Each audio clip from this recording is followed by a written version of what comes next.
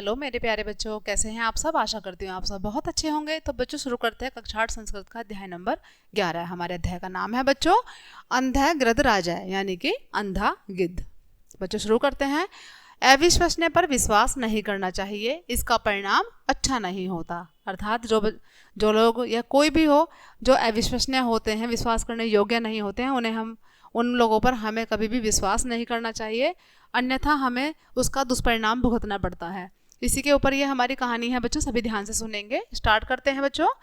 भागीरथी तीरे गृद्धकूट है नामनी पर्वते महान वटवृक्ष आसीत, यानी कि भागीरथी के किनारे पर गृद्धकूट नाम का पर्वत था और वहाँ पर क्या था, एक महान वट वृक्ष था बच्चों। जो वट होता है उसका वृक्ष था वहाँ पर काफ़ी बड़ा। तस्मिन वृक्षों परे अनेका खग सह एक वृद्ध जर्दक वन नामम गृध है वास्ति इसमें। और उस पेड़ पर उस वृक्ष पर अनेक पक्षी रहते थे बच्चों, और वहाँ पर एक वृद्ध जर्दक वन नाम का एक गिद्ध भी रहता था उस वृक्ष पर। ये देखिए बच्चों, यहाँ पर ये वृक्ष है और यहाँ पर ये कौन है, ये गिद्ध है बच्चों। गृध है तू नख है नैनो ही न आसीद। अब जो गिद्ध था वो क्या था बच्चों, वो ना तो उसके नाखून थे और ना ही उसकी आंखें थी, यानी कि वो अंधा था और उसके नाखून भी नहीं थे। तद वृक्षवासिन पक्षिणा स्वहार्था किंचित किंचित उद्धृत्य गृद्धम ददाती इसमें। तद यानी कि इसलिए या तभी जो वृक्षवासिन, जो वृक्ष पर रहने वाले पक्षी थे, वो क्या करते थे, स्वहारात यानी कि अपने आहार में से, जो वो खाते थे अपने आहार में से, किंचित किंचित यानी कि थोड़ा थोड़ा सा आहार उस गिद्ध को दे देते थे। तत्खादित्वा सहगृद्ध स्वजीवनम पाल्यते इसमें। उसको खाकर सहगृद्ध वह जो गिद्ध था अपना जीवन पालता था या चलाता था। यदा कदापि पक्षिण विहर्तु प्रस्थिता तदा वृक्षे एवं तिष्ठनयम गृद्धम तेषाम शावकान रक्षति इसमें।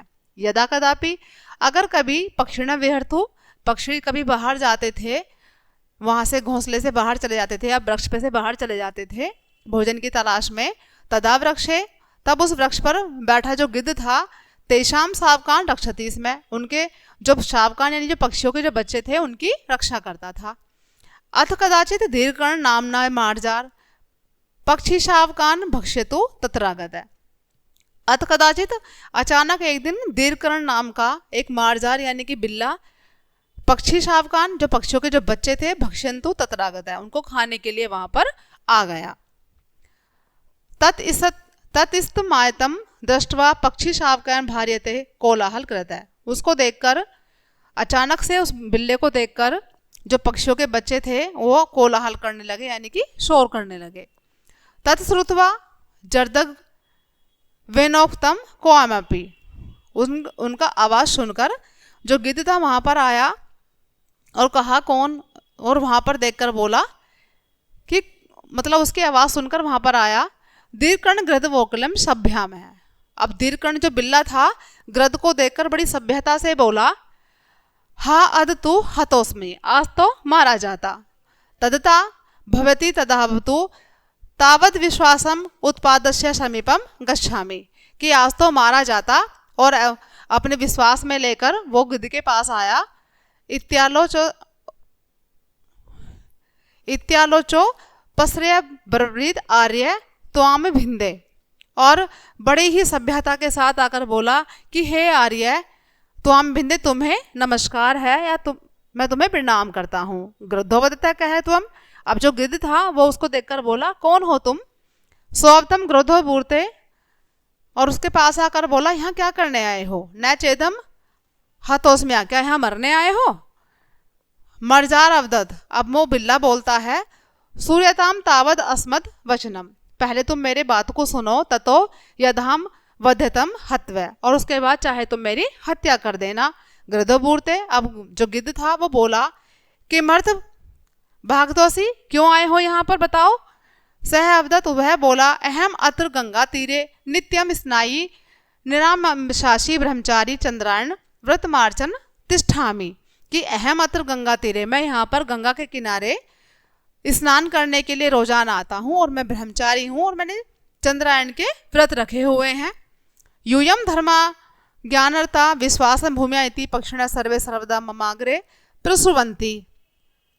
अब उसने कहा कि जब मैं यहाँ से जाता हूँ तो आपके धर्म की बातें सुनता हूँ, और जो पक्षी हैं वो सभी यहाँ पर ज्ञानवान हैं, मुझसे बड़े हैं, चाहे वो भले ही छोटे हैं लेकिन ज्ञान में मुझसे बड़े हैं, और यह सुनकर, आपके वचनों को सुनकर मैं यहाँ आया हूँ। भवविधयो विद्यावतो वृद्धेभ्यो धर्मम स्रोतो मिहागत है, कि विद्या को सुनना तो बहुत अच्छी चीज़ है, धर्म को मानना बहुत अच्छा है। भवन शोधसा धर्मज्ञा यथा मिमाथि हतुमुत्ता, तो क्या आप मुझे यहाँ पर धर्म और ज्ञान की बातें सिखा सकते हो, या मुझे भी अपना अभ्यर्थी बना सकते हो। गृद्धो भवता, अब जो गृद्ध था वो बोला, मार्जरस्य मांसे रुचि भवती, वो जानता था कि जो बिल्ले होते हैं उनकी मांस में रुचि होती है, मांस खाना पसंद करते हैं। पक्षिण शावकश्च अत्र निवसन्ति, और वो यहाँ पर पक्षियों के जो बच्चे हैं उनका रहना दूभर कर देगा या उनको मार देगा। यहाँ पर पक्षियों के बच्चे भी रहते हैं तो यहाँ उसका रहना उचित नहीं है। तेना है कथ्यामी, और यह सोचकर वो बोला, लच्छुत्वा मार्जरो भूमि स्पर्शवा कर्ण सप्रस्थि वदति च। अब यह सुनकर जो मार्जर था यानी कि जो बिल्ला था, वो उसने भूमि पर लेटकर मतलब उसको विश्वास दिलाया और कान पकड़कर कहा कि मया धर्मशास्त्र श्रुत्वा, कि मैंने धर्मशास्त्रों में सुना है कि वीद रोगेणम दुष्करम व्रतम चंद्राणम वासितम, कि जो मांस मदिरा का सेवन नहीं करना चाहिए, मांस नहीं खाना चाहिए, यह दुष्कर्म है, और मैंने चंद्रायण के व्रत भी रखे हुए हैं और मैंने प्रण लिया है कि मैं मांस नहीं खाऊंगा। परस्परम विविध माजनापि धर्मशास्त्र, और मैं धर्मों का जो शास्त्र है उनका आदर करता हूँ। अहिंसा परमो धर्म, अहिंसा परम धर्म है। इत्रैक्त्यम, और उसने ऐसा मतलब उसको कहा और विश्वास दिलाया गिद्ध को। वार्तन्ते सह मार्जर वृक्ष से अधो कोटरे स्थित। अब जब उसने उसको विश्वास में ले लिया तो जो मार्जर था, जो बिल्ला था, वो वृक्ष के अधोकोटरे स्थित जो वृक्ष के जो पोखरे थे यानी जो नीचे बिल था उसमें रहने लगा। सह मार्जर प्रतिदिनम एकम पक्षी वाष्कम क्रमेण खादती, और जो मार्जर था वो प्रतिदिन, जो बिल्ला था वो क्या करने लगा, रोजाना पक्षी के एक बच्चे को खा लेता था, क्योंकि उसकी आदत थी। वो तो झूठ बोलकर आया था वहां पर। ये शाम अपत्य यानी खादितानी तय शोकाते विलपद्धति इत तह जिज्ञासाम स्मार्त बाधा। अब जो पक्षी थे बेचारे वो रोज क्या करते, वो शोक प्रकट करते, मतलब रोते अपने बच्चे को ना पाकर, और इसी जिज्ञासा में रहते कि शायद पता चल जाए कि पक्षी के बच्चे को किसने मारा है, किसने खाया है। तत्व परिज्ञाय मार्जार शावकान खादित्वा बही पाल्यति, और जो वो वहीं पर रहने लगा जो मार्जर था, जो और वो क्या करता था, वो शावकान के बच्चों को खाता था जो वहां पर और वहीं पर रहता था। तत्पश्चाताम पक्षी भी इतः ततः निरुपदाय भी तत्र तरु कोटरे शावकान स्थिति प्राप्तानी, और पक्षियों को खाने के बाद जो उनकी हड्डियां होती थी बच्चों, उसको वो क्या करता था, वो वहीं पर उसको कोटरे में जो मतलब जिसमें वो रहता था वहीं पर रख देता था छुपाकर, ताकि पता ना चले कि पक्षी उसने खाया है, बिल्ले ने। अनन्या जर्दगवेन अस्माकम शावका खादिता।